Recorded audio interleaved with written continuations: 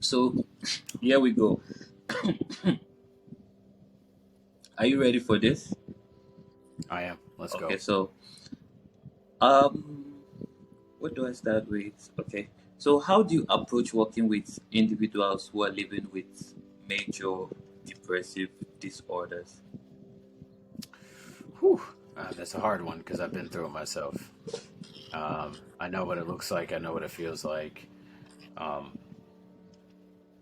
I remember the desperation of wanting help, but not knowing how to vocalize that. I remember the days where I would just stare off into absolute nothingness and not be able to do anything or take care of myself.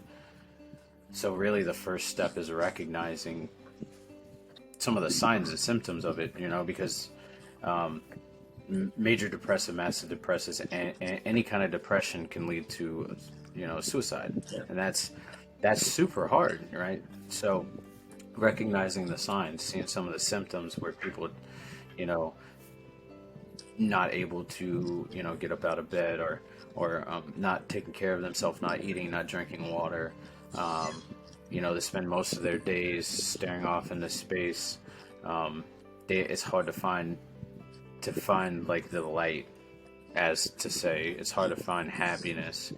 You feel like you're void of happiness, recognizing that, and then trying to change one thing about their day. Not even like me, like I can't do it, they have to do it, but introducing something into their day that's going to change the prospect of their day. I actually just watched this video yesterday, and this guy said, when you wake up in the morning, first thing you do is you make your bed because you've already started one good thing for your day.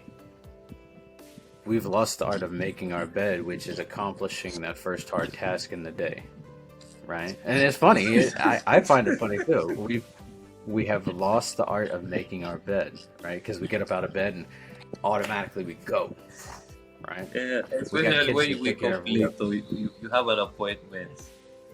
Yeah, yeah. So taking that moment to get up out of bed and pulling the sheets back, making putting that sheet on or fixing the sheets and then tucking everything in. You've already accomplished that first hard task for the day, even if it's not hard. It's time consuming, but it's not hard. You take that time to do that, and then you make a conscious decision that, okay, the next step I'm going to do is this, and you start planning your day and meeting those tasks and those goals. But for somebody with depression, that's like super hard, right? Because I want to sleep all day when I'm depressed. Mm-hmm. That's all I want to do. I don't want to go out in the sunlight because I have to get my feet on the ground. So it's really taking that first step of making a conscious effort to make your bed, or after that, opening up the blinds so that I can see the sun. Sun is a natural, it is a natural stimulant. So we see it sometimes, it makes us happy. Sometimes it's like, oh, the sun. but we get a little bit of sunlight in our life, and it can help just a little bit. And then one of the things that I did when I started to come out of it was listing 5 things that I'm happy about that day, and then doing it the next day. But it cannot be the same thing. Mm-hmm. So it'd be like, I'm happy that I'm alive. I'm happy I have food. I'm happy I have a house, to live in. Happy I have a car to drive. But then the next day, I cannot list any of those things and just keep going on. And the more that you start building on that list that we're happy about, it starts to break that shell a little bit of depression. Oh, okay. Great, great, great, great. Okay, so can you speak to the role of medication and therapy in treating major depressive order? But before you say that, so can you just highlight what a major depressive disorder is, madam? Yes, so major depressive disorder is where it consumes a majority of your life. Typically, it's a subcategory of a bigger mental health like disorder, right? So for me, I have PTSD with massive depressive disorder. So what that means is my PTSD brings on massive depressive episodes in my life, um, and so it could complicate a lot of the symptoms that I have. Um, So going into like medication and therapy, I won't say that it's for everybody. I think that a lot of the medical doctors now like to treat the symptoms and not the problem with medication. Hmm. Now, I'm not saying that don't take medication. That's not what I'm saying. Yeah, they What don't I'm like to get to the roots. Is that what you're saying? Yeah, they don't like to get to the root of Sorry, the sorry. problem. So, I'm not trying to cut you, but I had this conversation with someone yesterday when he talked about people coming with different problems to the hospital, and then different things cause it. Like when you go to the roots, you just solve everything, but most of the time they start taking you here, do this, do this, do this, and Yeah, the root is not solved, and that's what brings these other problems. I understand what you're saying. Go ahead, yeah, please. I just wanted to highlight that. yeah. So they treat the surface problems, but they don't treat what's underneath. Now, I'm not saying people shouldn't get on medication. Mm. And I'm not saying people should not get on medication. What I'm saying is medication doesn't work for everybody, and if it works for you, that's cool. As a peer support specialist, I have no say in that. I can't tell somebody don't get on medication because it's not going to help you. My role is if it works, it works. Continue to do it. Take it as prescribed. Um, but also recognize like that sometimes those medications that look good on the surface for us have lasting effects or can complicate a lot of other areas in our life. I was taking an antidepressant and it gave me suicidal ideations. Hmm. Right. I was taking, that medication that I was taking made me really numb to everything. You could have walked up to me and said, "Hey, I just burnt your house down," and I would say, "Cool, how much gas did you use?" Right? But then I got switched up on another medication that made me really happy all the time. Right? Like you could have walked up to me and said, "I shot your family," and I would be like, "Oh, That, that's cool." that's awesome. Right? How did you shoot them? Yeah, that's awesome. Yeah, how many bullets did you use? Right? So I learned from me that when I was in my addiction, I self-medicated, so I didn't feel, and all I was doing now was medicating so I didn't feel, and I wanted to feel those feelings. I wanted to understand why I felt the way that I did. So now I don't take any medication because I want to be able to feel those feelings and learn how to work through them, not to medicate them. But if it works for people, it works for them. I can't tell you not to take them. Therapy and counseling, absolutely a must. Even if you get nothing out of that session that you're in. If you're sitting there and the counselor's like just talking to you and you're like, you're there because that's a step in the right direction. Because you could have 12 sessions, right? You could have 12 sessions, 10 of them you could be like this. But those last two, there could be something groundbreaking in them. So taking that first step of just being there is huge. Um, Getting into group counseling, that's a huge one too, because like, um, you start being able to relate to other people that are there, right? One of the bigger benefits that I've ever had in any of my counseling is groups, because I can look at somebody and they can share their story, and I'm like, you know what? I didn't know you before today, and I agree completely with you with what you're saying, or I've been through that too, so I don't feel alone. That's another big thing is feeling alone when you're in depression. Like, um, nobody else is there for you. They can't relate to you. They don't understand what you're going through. Well, we and I'm gonna say this, it's gonna sound really insensitive. We're not that special where we're the only person going through it. There's a million people in the world that are going through the same exact thing. We're not that special that we are the only person going through it. We think we are. We think nobody will understand what we're going through. But there's a million people going through the same thing that we're going through. All we have to do is talk about it. Great, great stuff. Great stuff. So, how do you help individuals with? No, okay, that's all. Yeah, how do you help individuals with major depressive disorders to set and achieve goals for their recovery? start with one thing every day, one thing every day, because a lot of us we we can't do a ton every day because it's overwhelming. We're already exhausted. We're already mentally and emotionally and spiritually exhausted. So trying to expect us to do like 10 things in one day, not possible. Set a goal for yourself. So whether it's okay, today I'm gonna get up and I'm gonna shower. Showering can be huge. Showering can change the perspective of somebody's day. Or it could be like, hey, today I'm gonna shower and I'm gonna eat 2 meals today instead of one. Because food helps regenerate your body. Mhm. Food helps regenerate your brain. Or hey, I'm gonna choose to go to bed at a decent hour tonight and try and achieve that 12 or that 8 hours of sleep that I need to help my body regenerate and refocus and everything, instead of giving into that insomnia. So it's about making a conscious effort and then checking up on that person. So if I say, hey, your goal today, or today was taking a shower. Did you take a shower? Yeah. Okay. Did you really take a shower? Or did you just get in the water? Like, did you wash your body, or did you just step under the running water? Okay, cool. All right, you did take a shower. You washed your body. That's great. Oh, you had 2 meals today. Was that second meal? Was that just chips? Was it healthy? Did you eat some broccoli? Did you eat some chicken? Something that's gonna like nourish your body, and really checking in on that person and showing that you care, and not degrading them for what they do or what they don't do. Um, and if they can't achieve the goals that day, then hey, it happened. It happens, right? Let's pick ourselves up tomorrow. We're gonna try again. If you can't do it today, we're gonna try again tomorrow. And if you can't try again tomorrow, we're gonna do it the next day. Let's try until we can get it. Great. Great.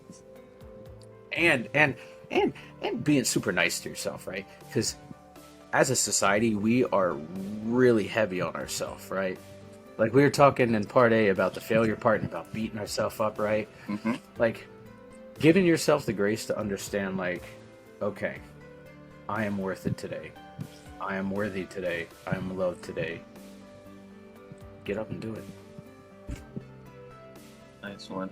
Like affirmations, I want to even ask what major affirmation you always say to yourself? What do you always affirm? Major. Like just the one that strikes you most. I say it all the time. I am a better version of myself today than I was yesterday. Wow, wow. I'll adopt that. Yeah, I always because it's very. go ahead, please. I was gonna say because I used to think of myself as a very terrible person. Like I felt like I was the worst person in the room in any situation, and it really it ate me up, right? And that not like feeling like I'm the worst person in the room doesn't just beat up my mental health. It also beats up my confidence, my self esteem, all of that.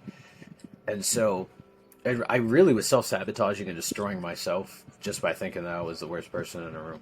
So I start saying that I am a better version of myself than I was the day prior, even if that means like yesterday I cussed 10,000 times. Today I'm only cussing 9,999 times. That one time, I'm a better version of myself than I was the day before. Wow. I And I haven't cussed in this yet, so I'm already better than the day I was yesterday. so for me, I always say to myself, I'm loved. In one of my sessions, in one of the episodes, someone swept me off my feet. She said, "I am proud."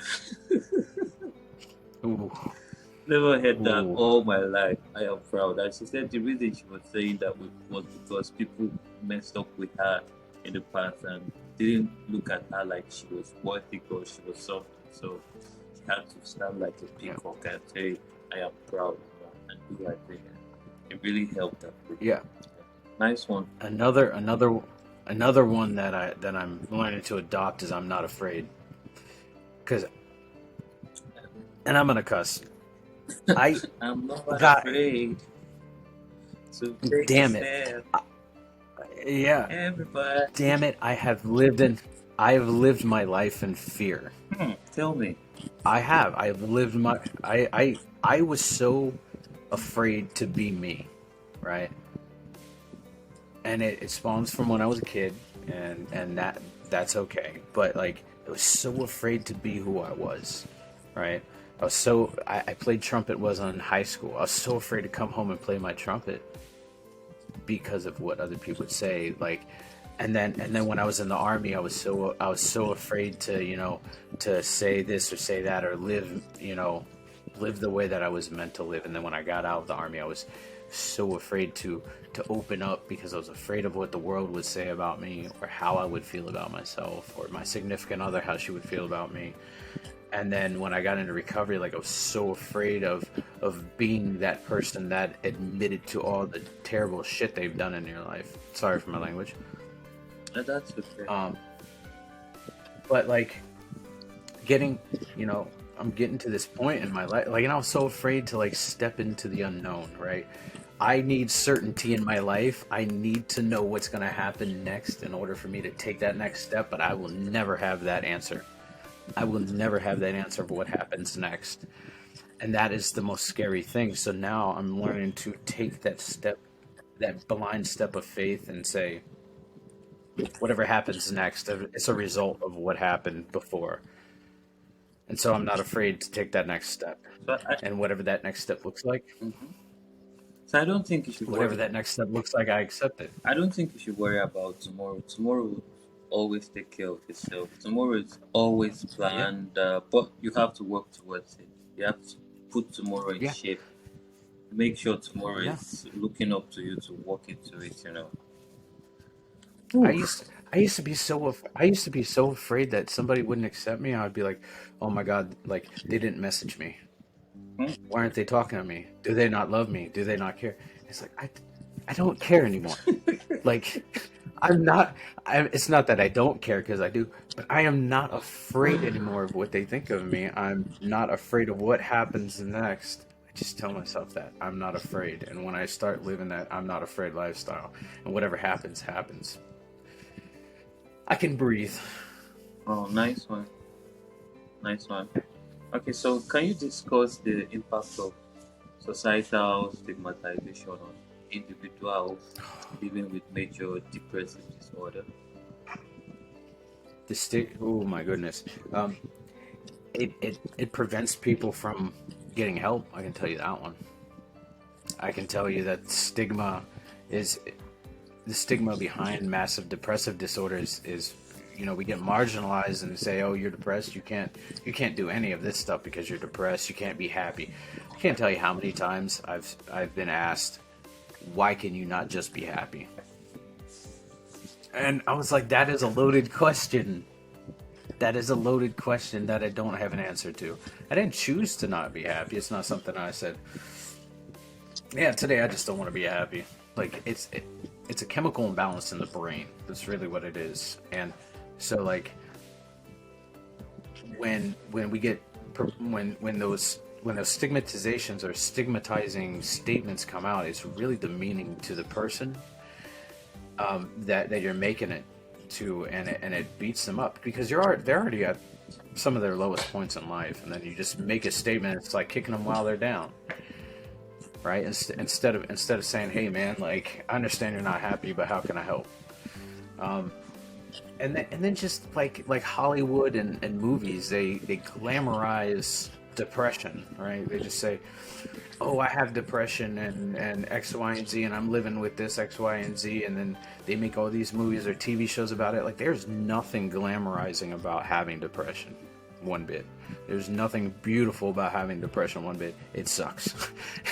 It is some of the worst things that I have ever been through in my life, and I Yeah, don't wish on my worst enemy. I get you. Yeah, And so depression is deep. when yeah, when you start seeing people glamorize that and they're like, oh, I live with depression, look at me, like, kiss my ass. Like there's nothing beautiful about that, sorry. No, at all. Depression is like a deep dark hole, like you're falling into, and or like an endless pit. Like you're just going down. You're looking for help, or you can't get help. You know, and to me, what I really hate about depression is the fact that you can't. You have very bad eating habit at that point. You can't eat, you can't even sleep, Yep. you can't even do anything right. Like everything is just upside down. Come on, Yep. nobody deserves that kind of treatment. Honestly, nobody. Yeah. No, it's hard to function as a normal human being when you're dealing with depression, right? And that's what's super hard is like, yeah, your house could be destroyed and be a wreck and everything like that, and you want to get up, but there's too many clothes to deal with. Or you want to do the dishes, but there's too many dishes to deal with, and it's just gonna get piled up. Like, and that's what you go through, that cycle of madness. Yeah. Okay. Who? So, how do you help individuals with major depressive disorder to develop healthy coping mechanisms for managing these symptoms rather? Um, Realizing that everything is that I do is not going to work for them, um, because what could work for me may not work for the next person. But finding out what they enjoy to do, what they like to do, um, and incorporating that into some form of a coping mechanism. Right? We have good and bad coping mechanisms, healthy and unhealthy coping mechanisms, and trying to get them to see the coping mechanisms that work for them and didn't work for them, and separating those, right? Because we put coping mechanisms all in one, but we have to learn to separate that as a society and say healthy coping mechanisms, unhealthy coping mechanisms, um, and really getting them to that point where they can look and say, okay, this is healthy for me, this is going to benefit me, and this is not going to benefit me. How can I substitute or eliminate what doesn't work for me and keep what works for me? um, because I know, like, for me, I know one of my unhealthy coping mechanisms was I would just go to sleep. I if I was having a bad day, I would just go to sleep. But then I would throw my sleep schedule off later on, so I'm staying up all hours of the night, and it was creating this unhealthy sleep schedule, which on top of that does not heal your brain. And so um, I had to learn to exchange that with something else. But I took that and I created another unhealthy coping mechanism or coping skill. So being able to list, the good coping mechanisms and the bad coping mechanisms, get rid of the bad, or start to eliminate them, because we can't wipe them all away. It's a habit. Habits form over like 21 days to a month. So, starting to eliminate those bad ones, or when you start to feel yourself drifting toward those bad ones, stop yourself and bring yourself back over to the other ones. And if you have no healthy coping mechanisms, start developing them. Look into things that you enjoy doing. I play guitar. I love playing guitar. My dad has a ton of guitars right now. Like, I'm sitting in a room of like 4 or 5 different guitars. I have one upstairs. Like, picking up that guitar when I feel lonely, opening up my notebook when I feel like I'm depressed, writing down those feelings or those emotions, going for a walk, getting a little bit of sunlight, even if it's just standing outside, meditating. That's another one that I like to do. Just finding and focusing on those good things, those good coping mechanisms, and then learning to instead of choosing the bad ones, gravitate toward the good ones, when you're having a bad day. Wow, nice. So, can you share some of the most common triggers for individuals with major depressive disorders and how you work with them to address these triggers? Yeah. So, um, first off, people think that triggers are like instantly boom, like you're gonna go through it, or like everybody knows their triggers. To be honest, a lot of people don't know their triggers until it happens. Like, for me, there's been triggers that have come up out of the blue, and I'm like, oh my goodness, I didn't know this was there. No idea, and it just happened momentarily, and then it had a lasting effect because I didn't know how to handle it. And that's the same with a lot of people. We don't know the triggers that exist until they pop up. Um, so really being able to identify those triggers, and I've learned to take the power out of the trigger, right? Through years of therapy. So triggers that I've had don't affect me anymore. Not saying that they don't affect me all the time, but the power is taken out of them. So really learning to take somebody to identify that and learn that the trigger is going to be there, but it doesn't have to hold the weight that we give it. It doesn't have to have the power. that we give it. Because we're so afraid of that trigger and like getting to that point that we forget that there's a whole other side of that, right? You can get to that trigger and you can move past it. You can recognize it, observe it, see it, and say, I choose to acknowledge it, or I choose to not to. Yeah. Sometimes we can't do that, but a lot of times we can. And so getting that person to the point where they can look at the trigger and recognize it and acknowledge that it's there, and then make that conscious effort to either say, I'm going to acknowledge it and I'm going to give into it, or I'm going to look at it and say, you're there, screw you, and then you can move past it.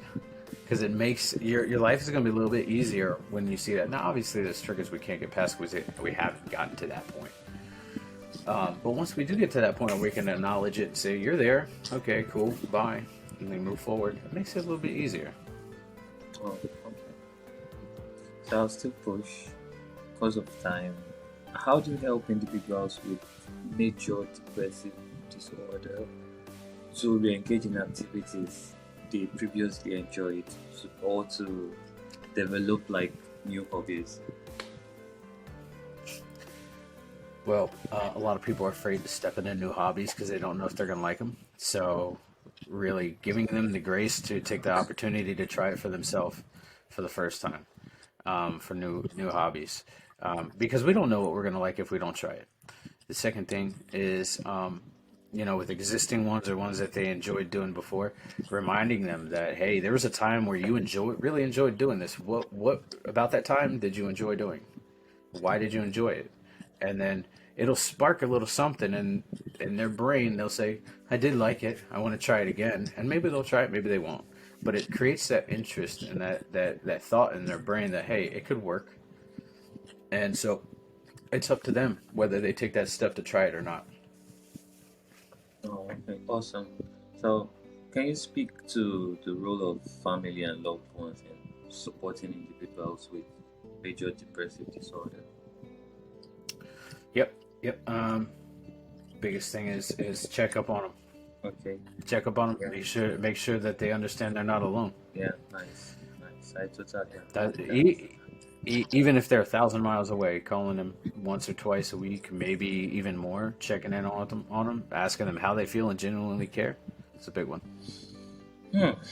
So, how do you evaluate the effectiveness of treatment for major depressive disorder and make adjustments as needed? Um, well, we have to first recognize that it's not an overnight process. It's not. Yeah. You're not going to be healed from it, and that's the fact. You'll never be 100% okay because that shit lasts with you for a while. But evaluating and looking at it and saying, okay, at the end of the day, looking back on your day and say, what did I do to change my day today? What did I do to improve it? Did I actually improve it at all? And then doing that day by day, because when you want to check in with yourself or with somebody else at the end of every day, it's going to help them be able to process it, see where they succeeded, see where they failed, and work on those failures. Well, this is awesome. Just like I'm in a class, I'm in a lecture room, and I know the audience they're gathering so much right now. So I'm going to ask you the last question, and here we go. Are you ready for this? Ready. Let's go. Ready. Very ready. Ready, Freddy. Okay. Ready, Freddy. Okay. Let's do this. Yeah. So, can you discuss the unique challenges of remote and rural areas in addressing access to mental health treatment for individuals with major depressive disorders? Oh, that's super hard because Alaska has a lot of remote villages and a lot of remote towns that we can't get to or that we could get to, or it will take a while to get them from their outlying villages into somewhere relatively close where we can fly them in to get the help that they need. Generally, most times when people travel from an outside, and it takes a few days. Is Alaska And so Let me that not can ask a really, dumb question. Well, so Alaska has like no that there's no dumb questions, brother. Alaska has a few. Alaska has a few main towns or cities, right? We got Fairbanks, Wasilla and Palmer, and Anchorage. Those are the three big cities in all of Alaska, and they all line up in a straight line. And it takes about 12 hours to get from Anchorage to Fairbanks.